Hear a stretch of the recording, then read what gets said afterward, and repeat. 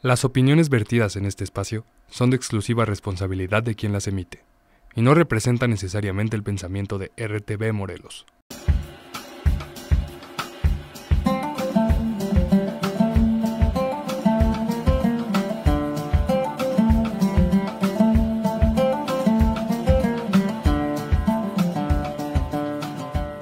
Hola, ¿qué tal amigos y amigas de Accesible? El día de hoy tenemos un programa espectacular, nada menos y nada más que con el psicólogo Enrique Álvarez. Pero antes de empezar, quiero recordarles que nos sigan en nuestras redes sociales: Morelos TV, Radial 3.14 y Universal Sónica.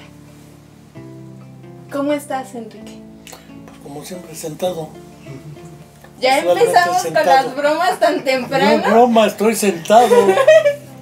¿Cómo estás? No estoy seguro, dijera un psicoanalista.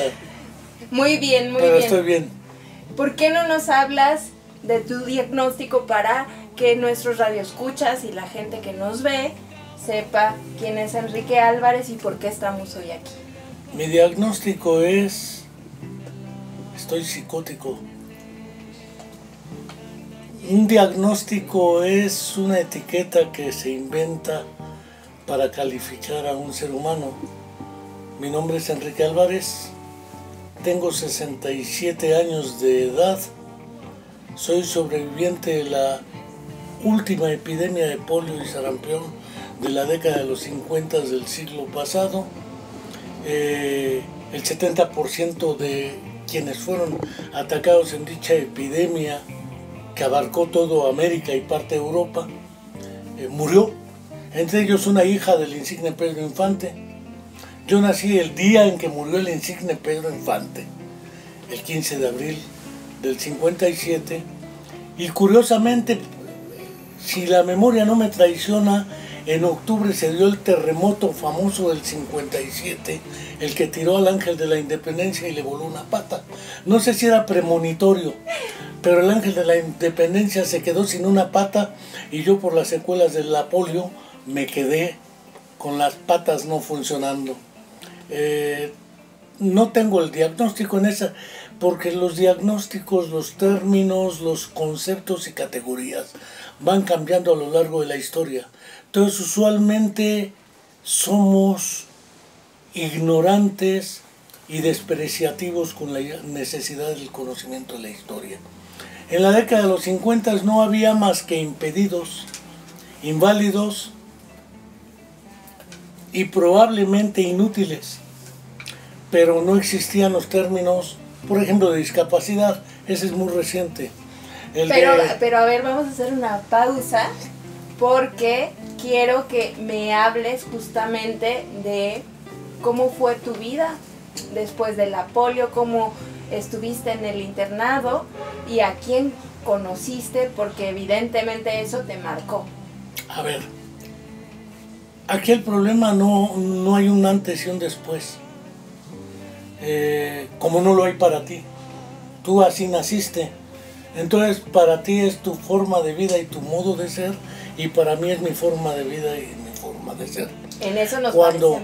Cuando me ataca la epidemia de polio, que también atacó un presidente de Estados Unidos, Franklin Delano Roosevelt, quien fue el que negoció con Stalin y con Winston Churchill el cierre de la Segunda Guerra Mundial, después la creación de la ONU y después la creación del Estado sionista de Israel. Ahí la dejo de todas maneras. A él también le dio polio. Como consecuencia de ello, me dio aproximadamente a los 6 meses de nacido. Es decir, yo nunca en mi vida caminé, no hay un antes y un después, esta ha sido toda mi vida. Entonces, mi vida, a partir de ahí me fui del 60 al 70 a un internado. En esa época no había políticas públicas al respecto, como ahora tampoco las hay. No importa el gobierno que sea, no importa si es 4T, si es PIR o RIP, si es el Pancracio, si es el PRD, no importa cuál sea, a nadie le ha interesado. No hay políticas públicas serias al respecto, ni antes ni ahora. Y tampoco había, por ende, los famosos modelos que ahora están de moda. El modelo clínico-médico, el modelo asistencial, el modelo social y el modelo... No los había. Simplemente la gente se hacía cargo en su casa de lo que pasaba en cuanto el sobreviviente salía del hospital. Lo único que había era internados de monjas. Las monjas de la Caridad, que fueron criadas por un tal Vicente de Paúl, alias San Vicente, y por una Luisa de Marilac, alias Santa Luisa de Marilac. Crearon asilos para ancianos, para enfermos, como Lázaro se fue con los leprosos, así. Y yo paré en un internado de esos. Se llamaba el Centro de Recuperación Infantil. El nombre es claro, Centro de Recuperación Infantil.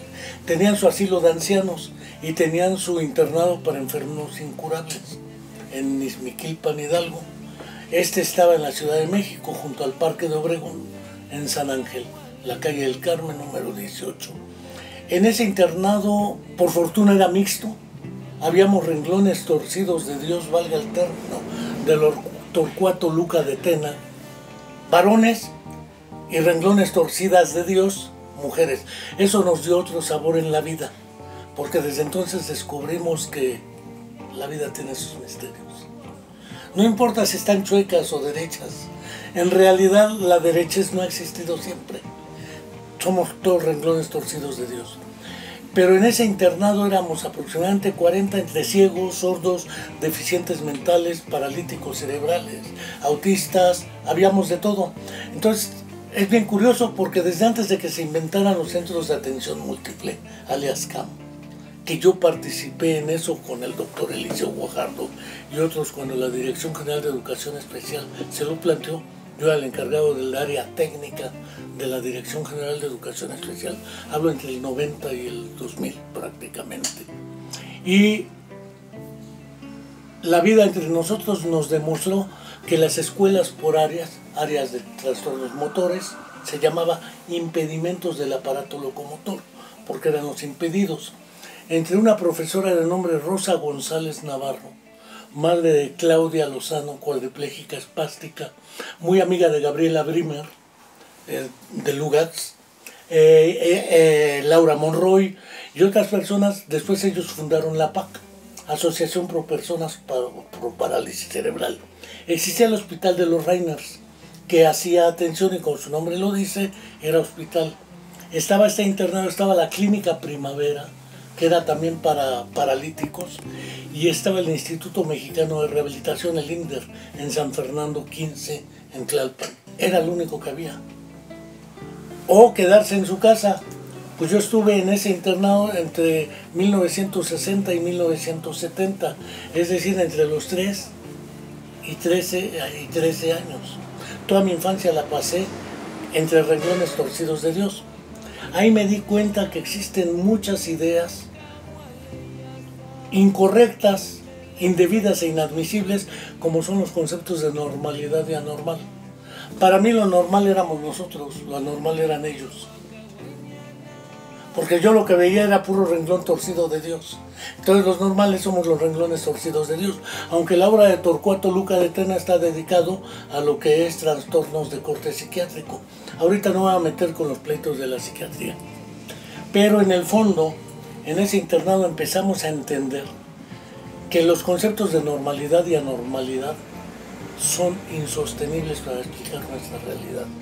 En segunda instancia, lo único que hacía el gobierno era la época de Manuel Ávila Camacho, de Adolfo López Mateos, que entra en el 58 al 64, del 64 al 70 entra Díaz Ordaz, después Luis Echeverría, después Jolopo, José López Portillo, Miguel de la Madrid, Salinas y demás. Como sabemos, es una larga historia de falta de políticas públicas. Trátese del PRI. Después viene el PAN. Tampoco las hubo. Nos cambiaron de nombre. Sergio Estrada Cajigal, un gobernador de quien hablábamos hace rato, un día me dijo aquí en la rectoría, es que ustedes son personas con capacidades diferentes. Y le dije, ¿quién las tiene diferentes, tú o yo? ¿Y quién las tiene diferentes con respecto a quién? Es decir, el referente de la diferencia soy yo, entonces el que las tiene diferentes eres tú. En esa época iba con la mujer del helicóptero del amor, alias Maika. Y ella le dijo, Andy, güey, para que se le quite lo pendejo. Yo me quedé así porque la mujer insultó al gobernador. Estábamos en la rectoría, el rector era en ese tiempo el psicólogo René Santoveña Redondo, y parece ser que siempre ha sido un pleito jugado de qué nombre le ponemos Matarilerí-Lerón. Ese nombre no me gusta, Matarilerí-Lerón, entonces cambiémosle de nombre Matarilerí-Lerón. Hemos sido impedidos, minusválidos, inválidos, atípicos, enfermos, paralíticos cerebrales, niños con parálisis infantil, ahora personas con discapacidad, pero nos hemos olvidado que la persona no es un ente aislado de la familia y de la comunidad. Entonces, hablar de las personas con discapacidad ha sido otro error, pero es políticamente correcto hoy. Y más si les dan una beca, no digo quién las da, pero alguien las da, porque es lo único que saben dar. Antes daban sillas de ruedas y se tomaban la foto. O te daban bastones blancos para ciegos. O te daban aparatos auditivos porque creen que el sordo con ponerse el aparato ya va a oír y ya va a hablar. Y esos mitos no han servido más que para la propaganda política. Falta de políticas públicas. Desde ese internado lo empecé a ver. Parece ser que vivir en las condiciones de los renglones torcidos de Dios te da otros recursos que no tienen los demás. Por ejemplo, el COVID. Decían, Susana, distancia. No Susana Oria.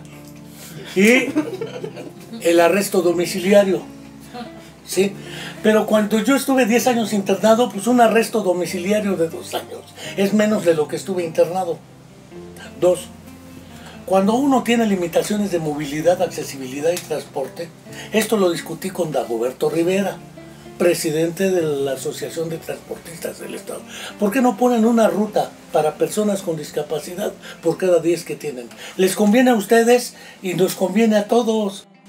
Pues no lo han hecho y mira, me llevo bien con él, no es pleito con él. Ya durante el Frente Amplio Morelense que tuvimos en el periodo de Grácula, alias Graco, francamente tampoco le entraron. Y Graco decía que era el bueno. Dijimos es el peor. Sale Cuauhtémoc y decimos es el peor. Después ya veremos si va a haber la peor o no. Pero haya sido como haya sido, esta experiencia de 10 años me dio la posibilidad de reconocer que el ciego tiene otras capacidades que no vemos si no convivimos con ellos. Y por ejemplo, ¿cómo fue reintegrarte a tu familia después de haber estado en este internado y haber visto todo lo que viste? El concepto de reintegración es un concepto que implica que antes de irme al internado estaba integrado y no es así. ¿No? No, no es así. No es así porque mis padres eran analfabetos, indígenas, miserables, pobres y trabajaban en casa de ricachones, ella de cocinera y él de jardinero. Pero indígenas migrados del campo a la ciudad, analfabetos, pues no sabían ni qué tenía. En realidad una tía y un tío fueron quienes le dijeron que les dio la polio.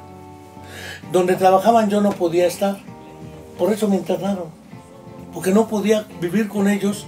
Porque si vivía con ellos, ellos no podían trabajar en el lugar de trabajo. Entonces era imprescindible que yo no viviera con ellos. Y mis hermanos menores, durante el tiempo que estuve internado. Es decir, yo llego ya de 13, 14 años con mi familia, pero llego con una familia que biológicamente es mi familia, pero no es mi familia. No hemos vivido juntos. No hemos compartido. Ni tristezas, ni sueños, ni nada. Entonces, no hay tal reintegración. Llego y entonces es un proceso permanente de confrontación entre una búsqueda sin término de alternativas y una dinámica que ya llevaban ellos. Ellos se iban a jugar al billar, yo no. Yo me iba a la escuela y al billar, porque de ahí se gana dinero cuando se juega carambola y se tiene que sobrevivir. Curiosamente no me iba a las cantinas, pero mucha gente ahí murió en las drogas, murió en la época en que mataron al Rutas, por ejemplo, en la Ciudad de México, en el Olivar del Conde. Hablo del Rutas, hablo de los 70s. Es decir, quizá para muchos de quienes están aquí en este momento, los compañeros y tú, pues hablarles del Rutas, ¿quién carajos fue el Rutas? Y no era narco, por lo demás.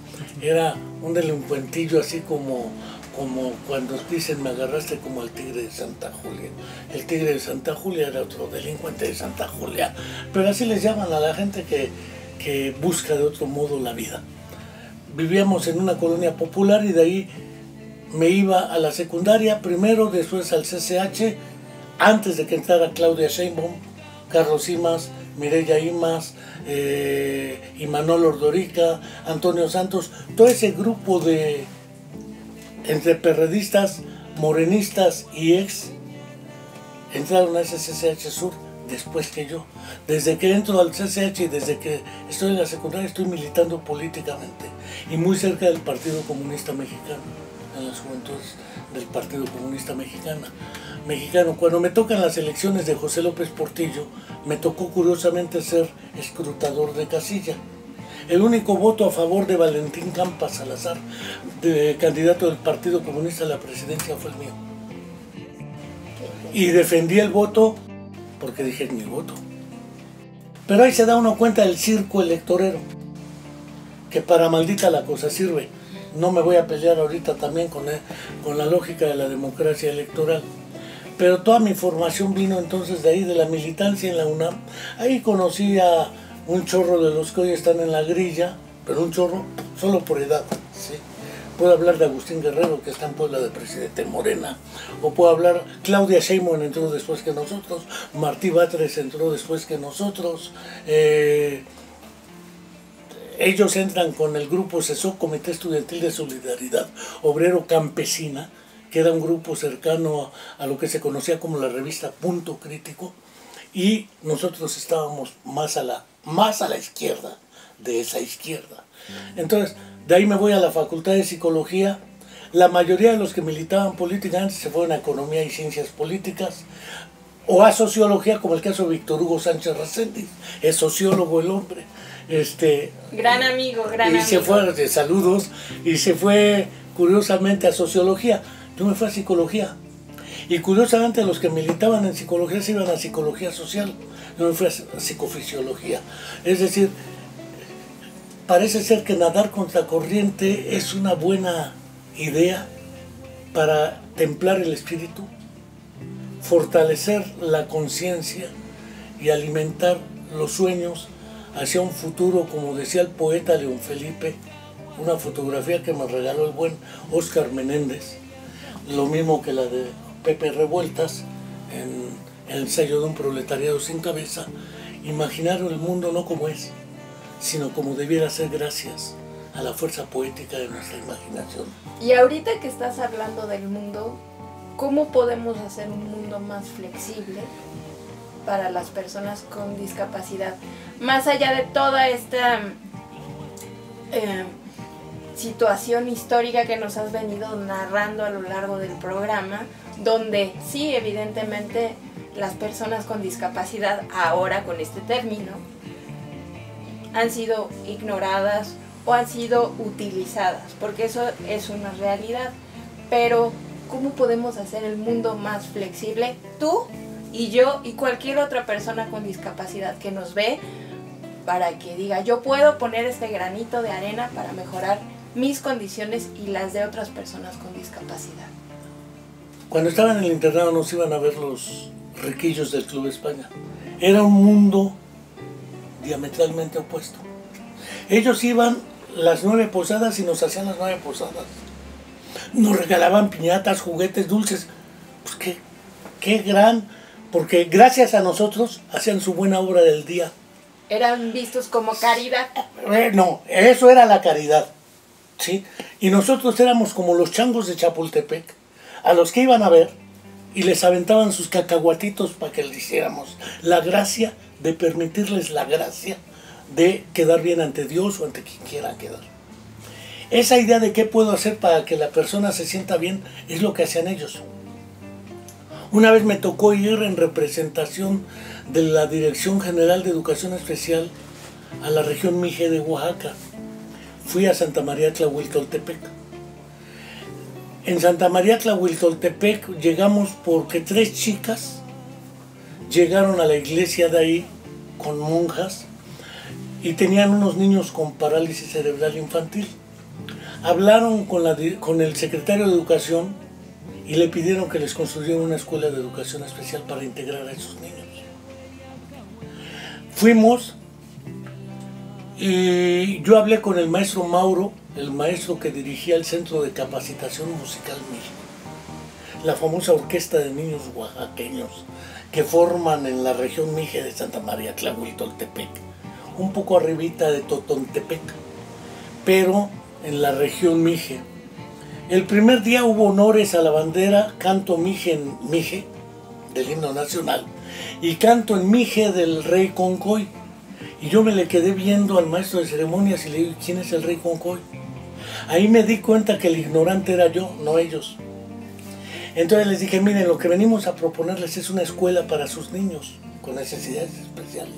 Los sacan de ahí y los integramos con esta escuela al desarrollo.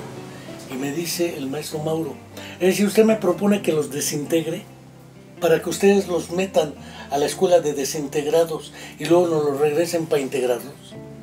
En Mije no existe la palabra integración y yo dije, ay güey, como que me quedé... Te desestabilizaste. A ver, ¿qué pasa? Le digo, mire, por ejemplo, ahí tiene una niña con síndrome de Down. Dice, la niña está vestida como Mije. La niña no va a una escuela especial, va a la escuela con los otros niños. La niña hace su tequio como los otros niños. ¿Y en qué consiste el tequio? En desgranar maíz y para que haya en la comunidad. Ella tiene síndrome de Down, sí, pero puede desgranar maíz. Eso sí, ella tiene más derechos que todos los otros niños. Los otros tienen la obligación de cuidarla y apoyarla.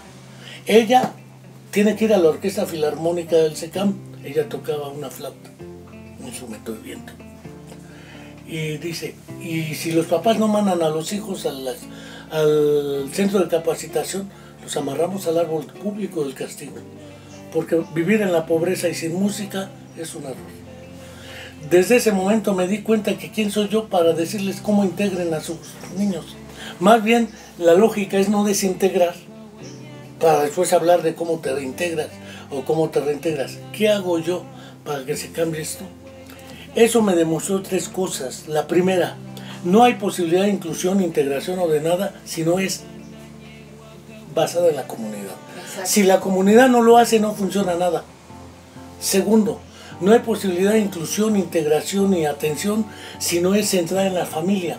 Si la familia no participa directamente y no la persona con discapacidad, porque la persona con discapacidad puede ser más o menos dependiente.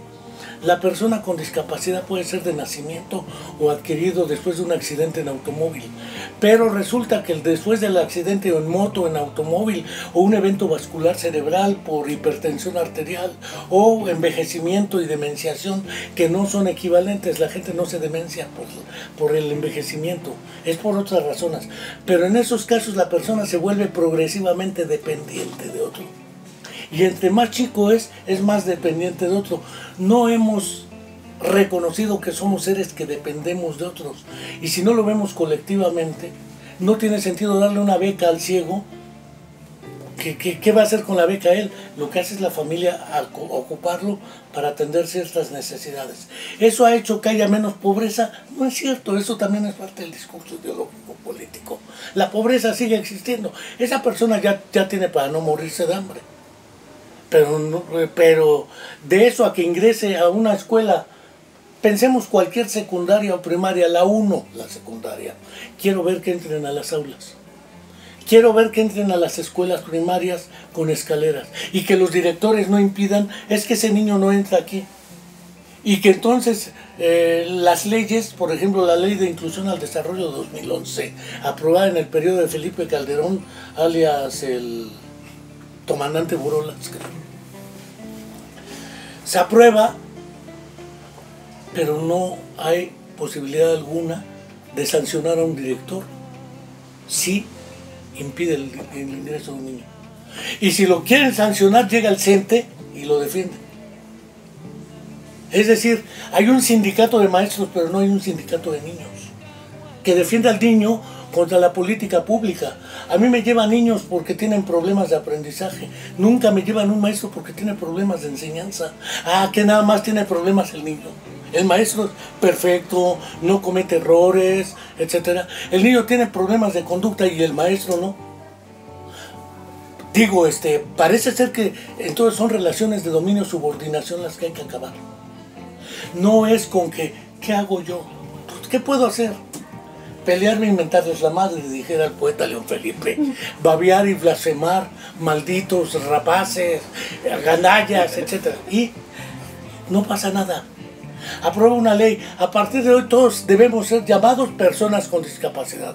Ya no soy discapacitado, soy una persona con capacidades diferentes. O con discapacidad. Pues no es cierto, un periodista de La Jornada en una entrevista me preguntó cómo quiere que le diga, ¿cómo te llamas, Pedro? Pues yo me llamo Enrique. Bueno, ¿Para qué me buscas nombre? Enrique, pues vamos a un corte y ya regresamos. No se vayan, amigos y amigas de Accesible, y vamos a seguir con esta charla que ha estado intensa. No me ha dejado hablar, así que no se vayan. Regresamos.